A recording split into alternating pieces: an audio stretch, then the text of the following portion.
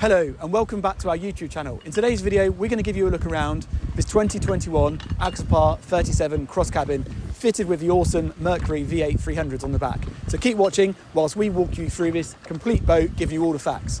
Right, so you've seen that intro from the drone and I'm joined by Steve Handy. Now, good morning, Tomo. What are you doing in Torquay? I wanted to see this lovely boat, Tom. As you know, I manage the Axopar side of our business and it's really nice to see an older Axopar used and now for sale. And I understand this owner's upgrading to a newer 37. Correct. So that's great for us because we just, we love repeat business anyway. And to get a client that's just basically getting a newer version of what he's got here, I think it's a great success story. So doesn't happen very often, in fairness. No. But to see this and be on this journey with the owner and you and taking photographs, I wanted to come and see. Happy days. It's an amazing boat. Well, what we're going to do in today's video is we don't want to do another generic Axopar 37 video. We want to give you a look around this specific boat, because this boat is going to be for sale on our platforms. So we wanted to give you a look around this actual boat, go through the extras she's got on board, look at the colour schemes and look at the conditions. So keep watching and we're going to do the exterior first and then we'll head into the interior. We have come out to sea. We're actually in a little bay here called Fishcombe. We're in Torquay. So we picked up a mooring buoy. That's what's clanking over behind us. We've got a bit of swell this morning. But it's a good opportunity, I think, for our viewers to see how stable, it goes back to centre of gravity, isn't it, on the Axopars, low centre of gravity. We're here as a bit of swell, but it's very comfortable. We're not rocking around too much. Be happy to sit here and have lunch or sit and chill. I love the fact that this has got the stainless steel rails. Yes. So I do love a Brabus line look in a boat. The black rails, black accents, black features, does look super cool. But this is so much more maintenance friendly. I think that's the thing going forward, longevity. This is, like I say, it's a 2021 boat, 110 hours. We just checked on the gauges. But I think it goes to show you that the this is a real life example of a boat that's been used by somebody in the UK. You can see up the foredeck we don't have the extended sun pad here, but we do have the seat, which is a really nice place to be. You've got the diamond stitching on the upholstery here. And a table. And a table. So without the sun pad extension storage box here, you can then have the table. So that's all of a sudden creates this to be a really smart place to be. In addition, if you are, sun's coming out here in Torquay this morning, but if you are out in the summer, there is a sunshade out here forward. So you have got the receiving poles forward there, stanchion bases, and then you've got the cover which clips on. Difficult to film that with it on because it makes it very dark, but we'll try and get a picture of that up later on. You've got the S-Tech decking on board this boat as well. So it gives that really nice contrast on the flooring. But as you can see, it's all in good order. We've got the speakers as well forward. So I think, should we start wandering down the side decks? Now we're just going to wander down the port side here. So I'll get Nathan to follow us with a GoPro. Now, going back to what I said a minute ago with the swell here, the low centre of gravity, again, it goes back to safety, doesn't it? We've got that rail going all the way forward, or all the way aft here, sorry. And you feel very safe. This a lot before. Yep. But this side deck is so high, you feel really safe. Yep. So I've come right down here now to the transom of the boat, to the stern area, the aft area. Now this is a cabin with aft cabin, which is probably the most popular configuration we sell. Now even if you're not going to stay on board the boat that much, the aft cabin gives you two real benefits. It gives you a great sun pad aft of the main cabin area, which from experience is a great place to sit when you're underway because you're protected from the cabin, aren't you? So you can be out doing 25 knots, sat here on the sun pad and still be very, very comfortable. In addition to that benefit, you also get a huge storage area. So even if you're not going to stay on board, the storage area that gives you is fantastic. So we'll look at that in a bit more when we go inside the boat. You can see here. Tom, easy to access that space here. Just undo these catches. And then when you were getting on the boat and you've got stuff that you wanted to put on, you could just literally throw it in through this window at the back here. It's ideal, isn't it? User-friendly, very user-friendly. And if you are staying on board the boat, that window works well because you've got lots of natural light going into that cabin. If you've got children on the board and they're being in there for the afternoon, being entertained, then again, you can sort of communicate to them through that hole, which is quite nice. Practicality wise here on the stern of the boat, you'll have seen this on other videos I'm sure, but you've got fender lockers both port and starboard. For the eagle-eyed amongst you, you'll spot the diesel filler. So this boat does have Eversparker heating and that's for diesel infill there. And then that's great for storage, fenders, lines, that type of thing. These double line lockers, Tom, so it's shiny fiberglass on the inside and on the outside. True. Just ages so well. It doesn't. It's not stippled fiberglass looking all green and mouldy. It's really cool. Easy to keep clean. Loving this. I appreciate not many people will water ski behind a 37, but from a safety perspective, we can stand here perfectly safe holding onto this. I think that's the other thing. I mean, it's quite good to actually be out today doing today's video because it's showing you real life. We're in October the 31st, and we can be out here. It's not cold. We've got jackets on, but you could easily come out here for the morning, enjoy this boat, enjoy the cabin. safely walk around the boat. So it's real life. The engines themselves, as I mentioned in the intro, are the twin Mercury V8 300 horsepowers. So they full service history by our local Mercury dealer. Like I said, she has got the JPO, which is a joystick. And keep watching because we want to show you that joystick in operation in a real life scenario in a minute. But they're in great condition. They're, like I say, 110 hours, and they have been looked after by our local dealership. So we can carry on with that relationship should she stay local. People talk about efficiency on an Axopar. We talked about it a lot. But can you imagine a 300 horsepower diesel engine? 700 kilos, just the engine. Add prop shafts, rudders.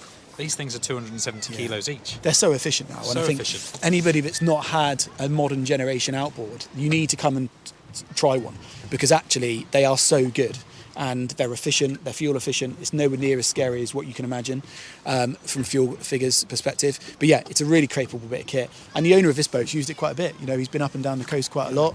She's in good shape, Tom. She's good in all.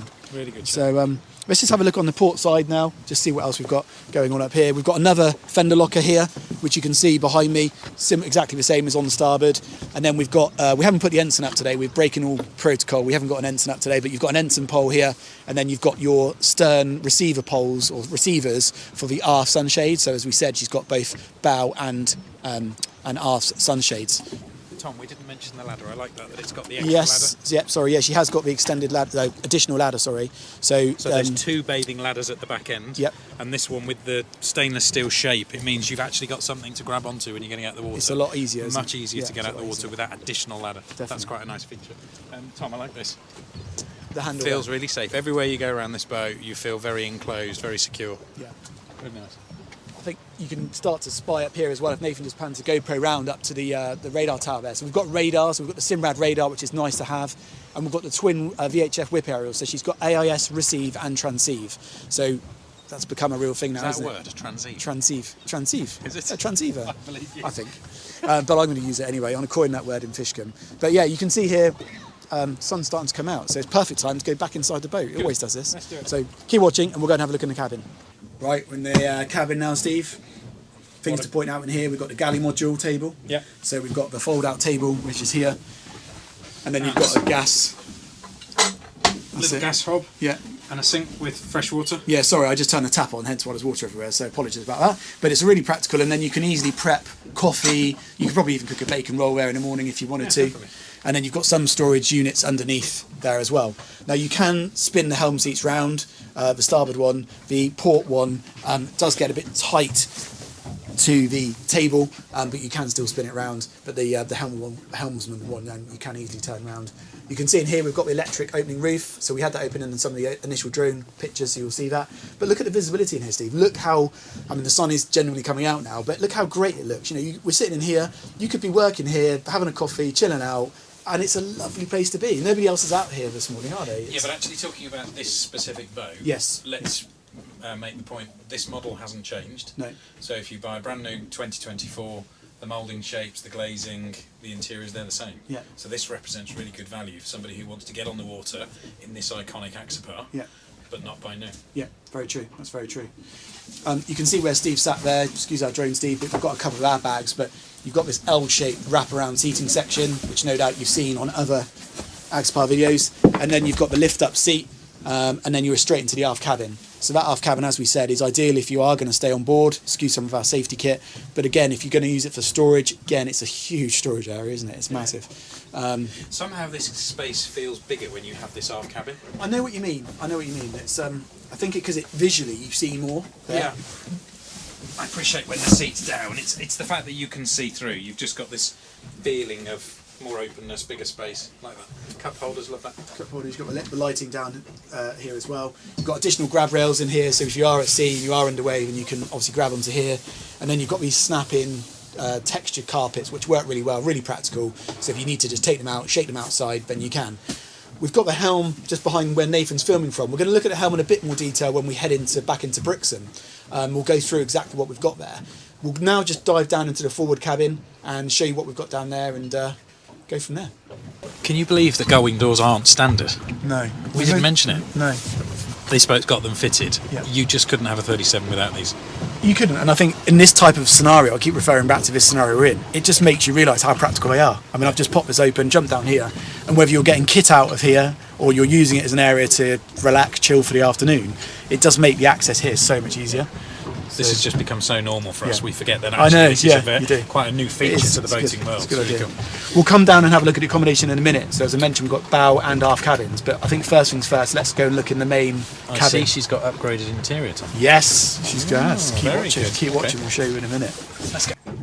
So I'm jumped down now into the forward cabin. Before I get actually into the forward cabin, it's important to show you that this boat's got the shower enclosure, toilet enclosure. So we've got the shower tucked in behind the door here, which you don't often see. So you've got the shower option, which is controlled by the tap further down.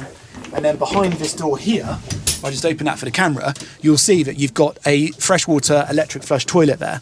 And that, with the toilet enclosure, really does make a very private toilet space. And you have the basin in there, and of course some of the switch gear, which you'll see behind the toilet. If I just shut that door again, so you can see now into the forward cabin, we have got some of the owner's personal bits and pieces in here, but again, it shows you a real life scenario. So we've got the poles here for the sunshade, which I've mentioned a couple of times, both for the bow and the stern. And then you've got this large double mattress here. With the gull wing doors open, you can just see how much natural light and air is coming into the space. It really does work well. You've got another snapping carpet in here, which matches the main cabin, and then underneath the floor here you do have the seacock for the for the black water pump out, which is just underneath my feet here. But it's a nice space, and I keep referring back, these doors make such a difference to actually when you're in here. They do really give you a lot more of a sense of space. And then you've got this huge glass piece above my head here as well, letting even more natural light back into the space. So yeah, I think all in all she shows very nicely, and yeah, hopefully it gives you a good idea of what this type of boat is like in a real life environment. I think it's about time we get those engines fired up, we head back into Brixham, and we show you just how good this JPO system is. So Steve, we've come back into Brixham, and I thought what better opportunity than just to demonstrate. We've got the drone in the sky, and I've now activated the joystick, so it's super easy to do. Just drop your throttles back into neutral, and now using the joystick I'm going to berth here starboard side too. So if all I do now, if I literally just move the joystick to starboard, you can see me just pushing the joystick over there. The computer, the brain, is working out what we want to do, and it's putting the thrust on each engine accordingly to make the whole boat go sideways. Now, yes, we don't have a huge amount of wind this morning, but this will operate in in windier conditions than today. But what it does is gives you complete confidence. So if you've never had a boat this size before, or you're not sure about it, or you're going to be using the boat light-handed, what this does is give you much greater confidence levels. We're coming in here really under control. I've still got my bow thruster, which I haven't touched at all at this stage. I can use it if I want to, but we're coming in here nice and slowly. And what's nice on the 37, if you are single-handed, you can open the helm door and I can grab a cleat there very easily. Now, we're coming in here, the bow's coming in slightly quicker than the rest of the boat, so all I can do then is twist the joystick, so I can twist that both to clockwise and anti-clockwise, and that will make the boat spin or turn accordingly. So now you can see here we're coming beautifully alongside, all nice and controlled. Now, we're not going to tie up on this occasion because this isn't the home berth for this boat, but what I'm just trying to demonstrate to you is just how easy this joystick is to use and how much confidence it can give you. So imagine now we've been on the berth, we've been ashore, we now want to leave the berth. Right, now all I need to do is move the joystick to port. And I've now got, the more I move the joystick, the quicker the boat will go. So I'm now moving the joystick, you can see the orange light flashing, and if you just look, you'll probably now see, hopefully in the drone, the boat is going completely to port. Yes, I'm creeping forward slightly, so if I'm creeping forward slightly I can move the joystick slightly further back, and that will bring the boat back.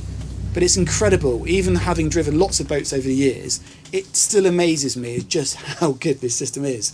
In addition to what I've just shown you, the boat also has what's called Skyhook.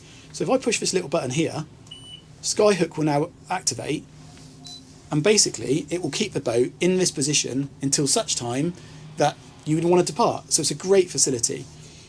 The other item which I always mention on JPO, and you've probably seen me talk about this in the past, is you also have the autopilot function. So with JPO you get autopilot, so you can do either a heading hold, which is this button here, or course follow. So it's it's another great function of the JPO system.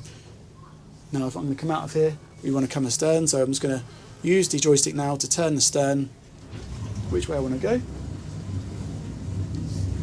You can see here, by turning that joystick, the boat is doing exactly what I want it to do. We're spinning the boat now, I'm twisting the joystick, and you'll see there, hopefully from the drone, that is turning the boat in a clockwise direction. Now yes, I could do that with the engines if I wanted to, so I could use both port and starboard engines and put one in ahead and one in astern, and the boat will turn, but the joystick just makes it all that bit more straightforward. So if you are operating this boat in a, even in a tighter space than you're used to, it gives you that extra level of control. And you've still got the bow thruster. So now if I wanted to just bring the bow out, I can just put the bow thruster to starboard, and you can see how quickly and easily it will move that bow around. So it's a great system. Happily to talk to you in a bit more detail about it and how it works and the benefits. I think it's about time we went and put this boat back on its berth, so I'll keep using the JPO and we'll head back round to the berth. And before we leave the boat, I'll give you a quick overview of what we've got here on the dash. Right, so we're back on the boat's home berth now here in Brixton Marina, and before I leave the boat I just wanted to give you a bit more of an in-depth look over the dash. So we've got the twin glass bridge screens here, so you can see you've got the plotter on the port screen at the moment and engine data on starboard. I've just stopped the engines, so hence why we've not got any data coming through on this screen. But this is how you can control your radar. You may well have seen all this before on other videos for Axopars, but the radar currently isn't on, hence why it's saying no radar. But this is how you can control that. You do also have the Axopar software on here, so where you can look at your trip and your fuel efficiency and checklist, which some people like to do as a bit of a reminder. But other than that, you've got everything you'd probably expect. You've got your trim tab control unit here.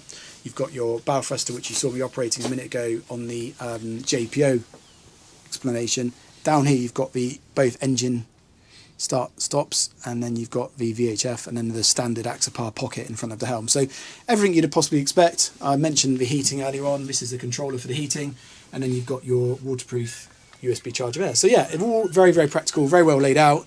And having just driven the boat, picked up a mooring buoy, put it in the berth, done some demonstration with JPO, it all works very nicely. And yeah, a pleasure to manoeuvre, as I was saying to my colleagues. So yeah, very, very good. So we're back on the home berth. Great place, I think, to wrap up this video. It's been a pleasure having my colleague Steve with me. Steve. Thank you for the invite. Pleasure. Great to go out, and hopefully you've enjoyed watching this video. The full details for this particular boat will be in the description below. So if it is of interest, please do let us know. It's always a pleasure driving one of these. I've really enjoyed it this morning. Sun's come out. Lots of extras on this boat. Lots of extras. Great Lots UK boat. Great UK boat for somebody. Water ski frame. Yeah. Webasto heating. Yeah. Aft cabin. Gull wing doors. JPO. Upgraded audio. Yeah. Webasto heating. Shower. Very few of them have the shower. Toilet compartment. A lot of kit. Upgraded interior fabric. This is fully loaded. It's a great opportunity for someone to buy a really well looked after, sold by us, but from you. So get in contact with us. We'd love to talk to you in a bit more detail. Thanks very much for watching. Don't forget to subscribe and give us a thumbs up. And if you're really feeling kind, leave a comment. Thanks very much.